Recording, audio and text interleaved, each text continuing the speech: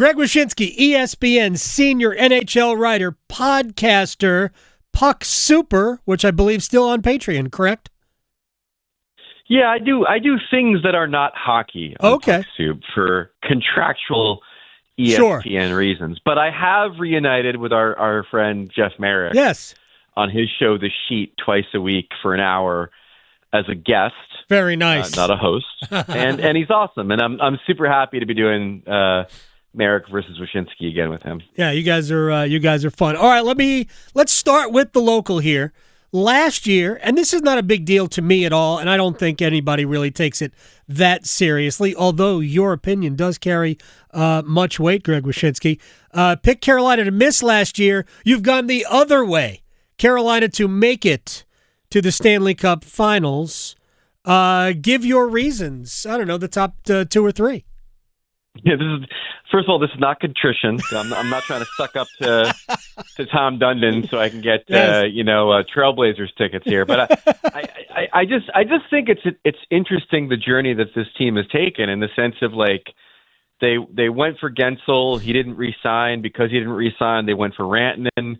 That lasted like 13 games, and the end result of the Rantanen thing is they end up with Logan Stankoven, they end up with Taylor Hall through the totality of the Rantanen trade, and then they end up with some draft capital that ultimately helps them land Keandre Miller. And so, like, as disastrous as that whole thing was for the franchise and how embarrassing it was, I think it did bear some good fruit for now and for the future. The reason I like them to emerge from the East is I love this collection of forwards. I think Stankoven is exactly the kind of player that you need to score the type of goal the Hurricanes have been chasing. Yep. I love Ehlers on this team. I think that his skill set fits perfectly for the system that they play.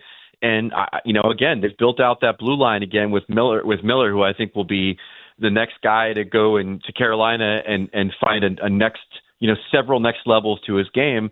You throw him in a full season of Nikishin, and you're doing pretty good for yourself. Am I worried about Freddie Anderson's health? Undoubtedly. Am I worried about this team trying to hammer in a bunch of square pegs into a round hole at second line center with Stankoven and maybe Seth Jarvis? Of course I am.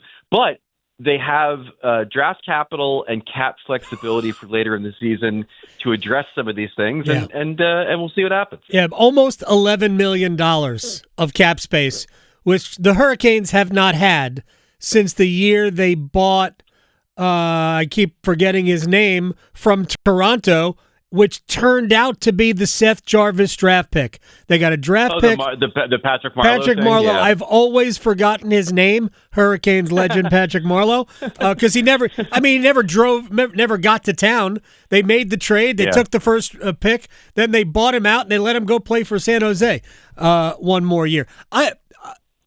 I think very similarly about this team. My only fear really right now is that right now their mix on the blue line in terms of health is not great. I worry a little bit about a slow start. Miller has not played a preseason game. Slavin has not played a preseason game. Chatfield played one, then missed practice the next time, which was 2 days later. So I'm a little concerned about the health early on. But yeah, I love the future of this blue line. Even if Nikishin has to play a third pair all year long, I think Carolina will be fine with that.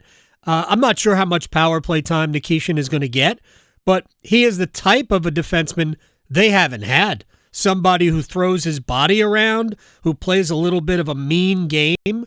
So that is an element that they need. Ideally, they could find that in a second center and maybe find another spot for Stankoven in the top 6 or in the top 9. Regardless, they've got so much flexibility. I'm not so worried about Freddie's health because he's only got to be healthy. For me, he's only got to be healthy in April and May.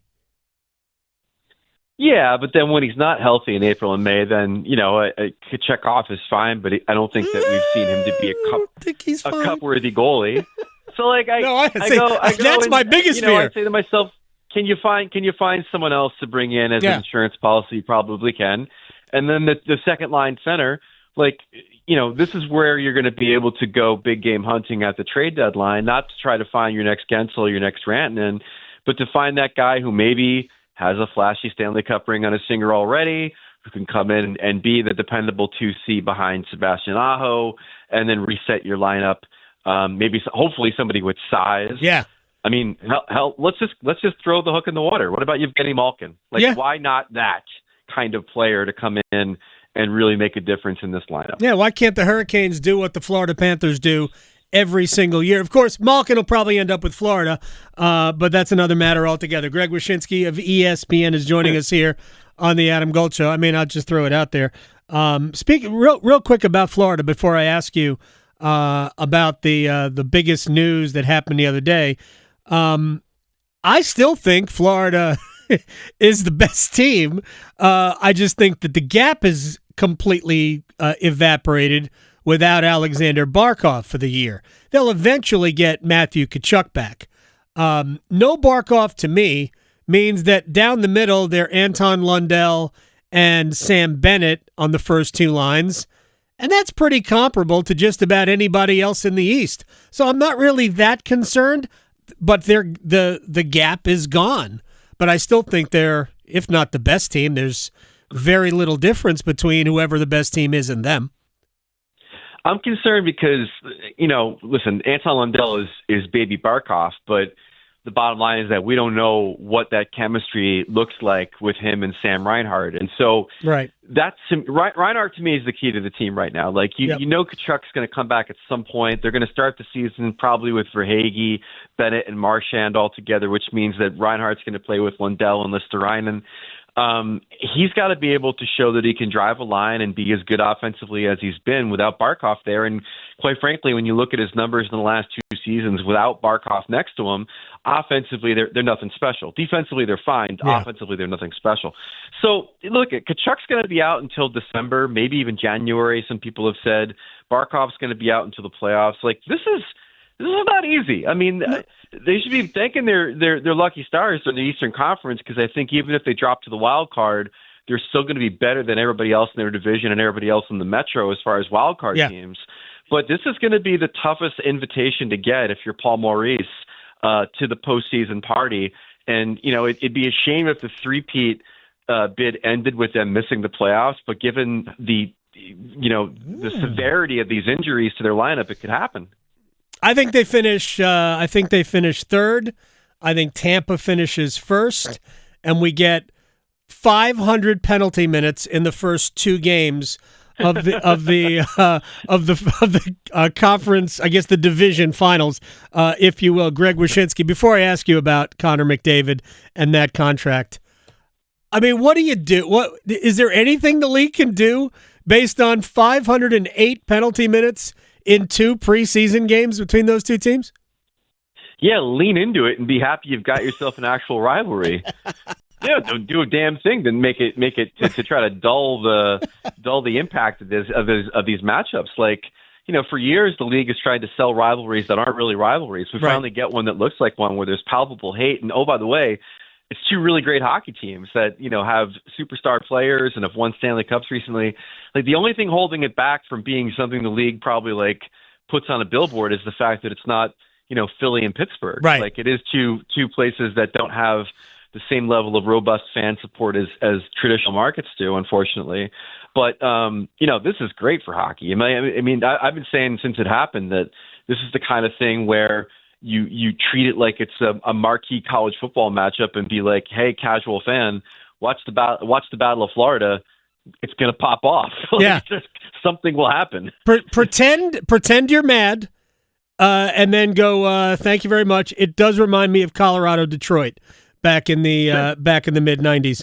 All right. Conor McDavid, 2 years, $12.5 million average annual value. I'm sure that the Players Association isn't thrilled, but then again, I don't think anybody's going to look at that contract as a comparable. It's more likely that Kirill Kaprizov's contract becomes the benchmark for what those type of players will get. But what does that say? Certainly it's good for Edmonton. What it gets is annoying for players because, for years in contract negotiations with general managers, the GM would inevitably talk about taking a little bit less in order to help give the team cap flexibility and build a winner around that player. used to be the Sidney Crosby contract was the comp, and now it's going to be McDavid, where not only does he take $1.5 million less than what Draisaitl makes against the cap to be the highest paid player on the team, but he also only takes a 2-year term, so they're not locked into anything, beyond that. So like, it's going to be annoying for players that are going to have to hear this argument from GMs, and I'm sure Kel McCarr is going to hear this argument from Chris McFarland about what his salary should be commensurate to what the Avalanche need to build a champion out there. And so that becomes annoying. As far as the NHLPA, I mean, where it gets annoying is for the agents that, a rising tide raises all boats. And the bottom line is that they make most of their money off the top tier players and their salaries. So anytime you get a guy like McDavid taking less, even though I'm sure he'll break the bank in 2028, it's never really a fun time if you're an agent. Yeah, it is bad for the agents, but man, if you're Stan Bowman and Edmonton, it gives you it doesn't necessarily change your calculus this year because his contract is already baked in, but next year and the year after, of course, it also means you have to negotiate another contract with Conor McDavid, or you don't keep him after 2 more years beyond this one. All right, I'll let you go here, Greg Wyshynski. Today, as we sit here, I know you've got the Hurricanes in the Stanley Cup Finals. Who is opposite them? I got Colorado come out of the West, which when I first made that pick, I thought was a hipster pick. Turns out like they have top 3 odds on the sports books, and a lot of people thinking that they could make it out. I think the trade deadline that they had last year will bear fruit this year. I think obviously McKinnon and Makar are both hungry to get back and play for a cup. They've had some playoff difficulty since they won the cup a few years ago.